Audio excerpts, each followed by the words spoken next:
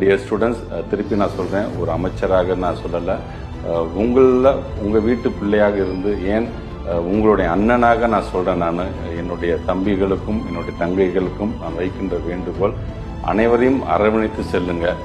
அதுதான் இந்த ஒரு புதிய சமுதாயத்தை உருவாக்குவதற்கு நாம் எடுத்துக்கொள்கின்ற உறுதிமொழியாக இருக்கும் என்று நான் கேட்டுக்கொள்கிறேன்.